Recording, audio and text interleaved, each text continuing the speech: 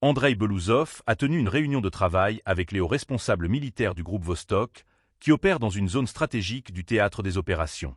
Lors de cette rencontre, il a écouté attentivement les rapports du commandement. Ces derniers ont été précis et factuels. Les forces russes ont réussi à libérer cette localité au cours du dernier mois.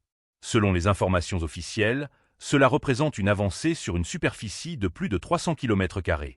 Ces chiffres témoignent d'une progression significative sur le terrain. Cependant, la réunion a également mis en évidence les difficultés persistantes. Belouzov a souligné l'importance de maintenir un approvisionnement optimal des troupes.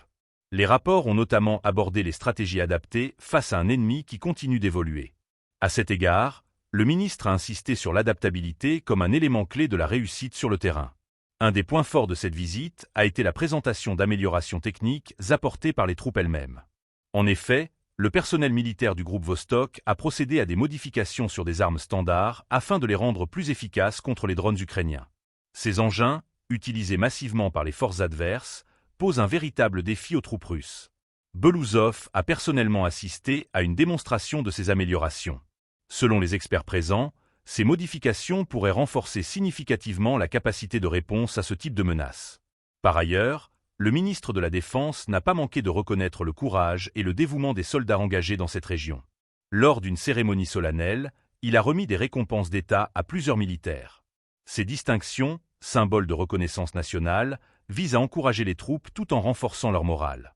Le geste de Belouzov a été largement salué par les commandants présents, mais aussi par les soldats eux-mêmes, qui voient une preuve tangible de soutien de la part du haut commandement. Cette inspection intervient dans un contexte particulièrement tendu. Les forces armées ukrainiennes poursuivent leurs offensives, notamment avec l'appui de drones sophistiqués et d'équipements modernes. Face à cela, les forces russes tentent de maintenir leur progression tout en consolidant les zones conquises. Les 7 localités libérées représentent une avancée non négligeable, mais chaque kilomètre gagné se paie au prix fort. Les stratégies adaptatives et l'innovation sur le terrain semblent être les maîtres mots pour les mois à venir.